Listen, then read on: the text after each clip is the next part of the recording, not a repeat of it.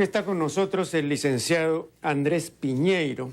Yo mostré, recordarán ustedes, anteriormente el libro que ha editado Piñeiro de entrevistas, ¿no?, concernientes a Martín Adán. Andrés Piñeiro es licenciado en Filosofía por la Universidad de San Marcos y ejerce la docencia en la Universidad Científica del Sur. Este libro tiene prólogo de Mirko Lauer. De modo que le damos la más cordial bienvenida. Y quiero iniciar esta entrevista manifestando lo siguiente. Yo usted desde 1956, o sea, hace exactamente 55 años, yo frecuentaba la librería de Juan Mejía Vaca, que estaba en pleno centro de Lima, ¿no?, en la calle de los Huérfanos, que es la séptima de Azángaro, y hasta ahora recuerdo el nombre, ¿no?, 722. Si uno miraba hacia la Plaza Mayor, estaba a la izquierda la librería. Bueno, Mejía Vaca era un hombre educado y afable, pero a un tiempo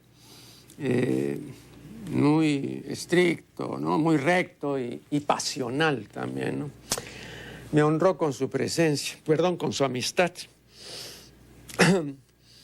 Y un día, no recuerdo exactamente cuándo, pero de todas maneras antes de la muerte de Porras, ocurrida en marzo de 1960, un día don Juan Mejía Vaca me mostró las fotos que le había tomado Pestana a Martín Adán.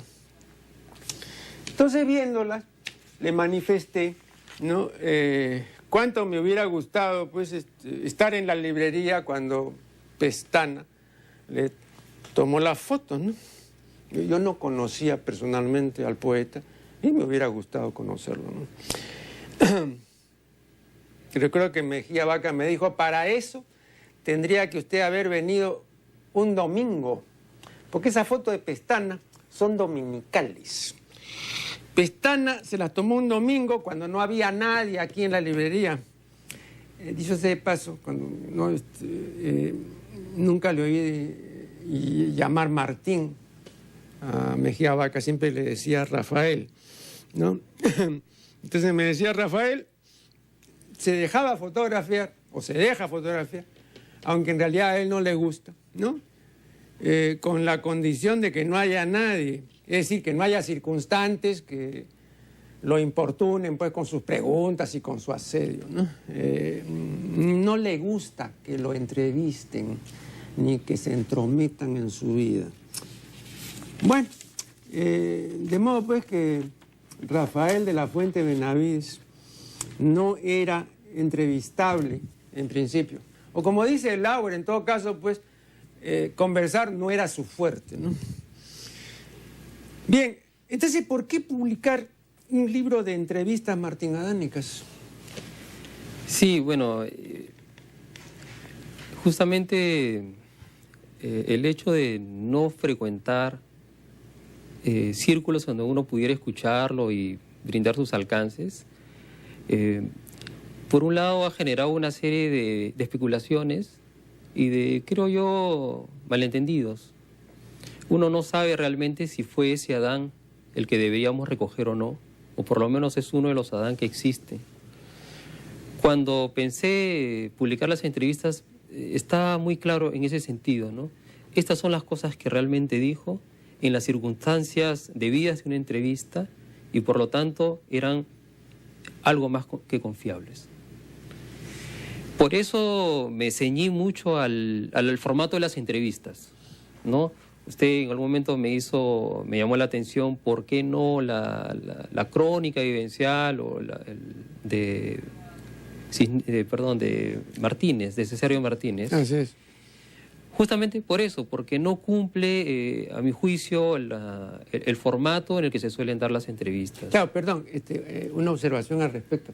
Yo le mencioné ese episodio que yo llamé vivencial, donde no solamente intervino Chacho, sino intervino Gregorio Martínez, Juan Ojeda, en fin, ¿no? Fueron varios, ¿no? Y entonces relatan todo eso. No, ¿sabe por qué le menciono eso? Porque todas las cosas que nos han dicho que vivieron ellos con Adán, ¿no? Eso es lo más cercano, lo he sentido así, ¿no? Lo más cercano a lo que seguramente era Adán, ¿no? En esas circunstancias. No, efectivamente no era una entrevista, pero las 3 o 4 cosas que al pie de la letra mencionan que dijo Adán, esas son absolutamente de Adán, ¿ah? Y esa es la diferencia, por eso me permití, claro, no es una entrevista. Esa es la diferencia con las cosas que dice Adán en estas entrevistas. No es cuestión de ponerlas en duda, ¿no? Lo que yo digo es que esas cosas que dice Adán, seguramente las ha dicho por salir del paso o porque, bueno, estaba en otra cosa, no sé, ¿no? Pero ese no es el verdadero Adán, ¿eh?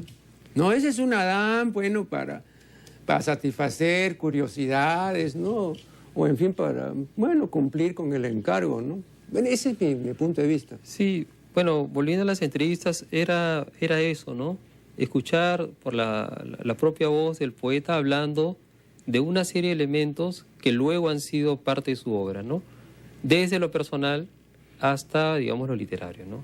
Creo que están todos los temas que han preocupado a los estudiosos, ¿no? Por ejemplo, el Alois Usáquer, hay una mención extensa del Alois Usáquer, este poema que él dice en algún momento que excluyan, le pide a José Miguel Oviedo, ¿no? La primera recolección que hizo de su obra, que sacar ese poema por considerarlo simbolista y hechizo, dice Martín Adán, que apenas yo mismo entendería si lo volviera a leer, ¿no? Unos años más tarde, 9 años más tarde, dice que él no es el autor del Alois Usáquer. No he escrito el Alois Usáquer, sé que hay unos textos con ese nombre en la Biblioteca Nacional, pero no son míos.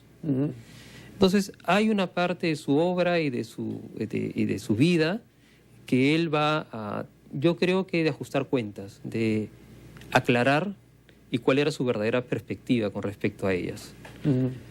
Están otras cosas y un amplio anecdotario sobre Martín Adán, ¿no? De repente es la manera como la sociedad,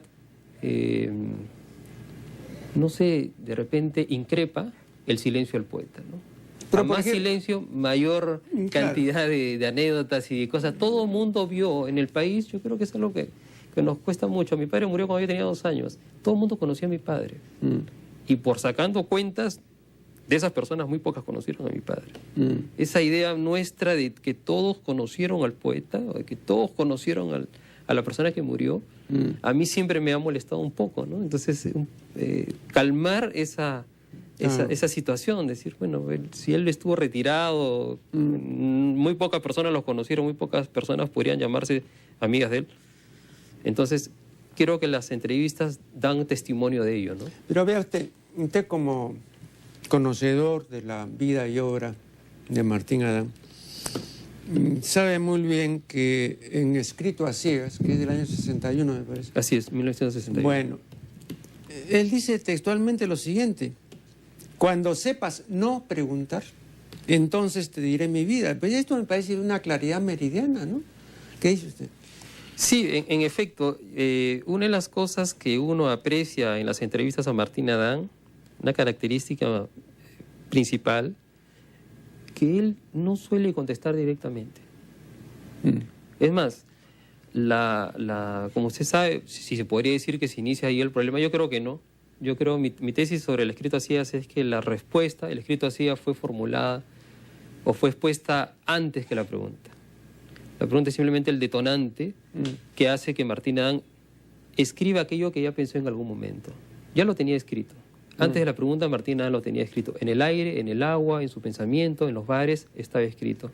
Y ese es el detonante. Y fíjese que cuando Celia Pasquero, que por aquel entonces era colaboradora de Borges y que viene a buscar material para su tesis doctoral, ¿no?, sobre literatura latinoamericana, llegó a publicar un par de cosas en la prensa. Leopardo enjaulado, creo que se llaman sus artículos, 2 artículos sobre Martín Adán. Y él dice, cuénteme datos de su vida, ¿no? De su quehacer. Y él no le contesta nada de eso. No le contesta nada de eso. Lo que él le pide más bien es reiniciar el itinerario que él ha hecho para llegar a escribir lo que ha escrito, ¿no? Si quieres saber de mi vida, vete a mirar el mar, ¿no? Es ese querer de Martín Adán responder más allá de la pregunta. En La casa de cartón, que como decía su propio autor, no es una novela, no es una obra de ficción, sino una crónica del barranco de su niñez, ¿no? Una serie de estampas, ¿no? Hay un mandamiento martinadánico que dice: límpiate los ojos de entusiasmos. Sin embargo, en las entrevistas, Martín Adán dice lo contrario, ¿no? En la página 75 dice: la principal sabiduría es el entusiasmo. Claro, usted me podrá decir, bueno, ¿y qué tienes? Uno pues puede corregir lo que dijo hace 40 años, ¿no? ¿Cuál es el problema? No, pero acá hay algo que me parece diferente. Vea, el entusiasmo como el buen humor depende de la salud. No, el buen humor, decía Unamuno, no baja del cielo, sino que sube del estómago. Y aquí en España decía, como la gente come mal y digiere peor, entonces siempre está atenta a lo que puede hacer el bicarbonato para mejorar sus males. Aquí la gente, los españoles son gente muy malhumorada, decían, ¿no? Porque no es gente saludable, no son dispépticos, decía Unamuno. Entonces, bueno, el humor pues, de las personas, ¿no? Depende de la salud y lo mismo el entusiasmo. Martín Adán no tenía buena salud. Por eso parece extraño su ponderación, ¿no? Del entusiasmo, ¿no? Yo sigo creyendo al Martín Adán de La casa de cartón, ¿no? Que recomendaba desentusiasmarse, no entusiasmarse, no desentusiasmarse. Su respuesta después de este breve corte.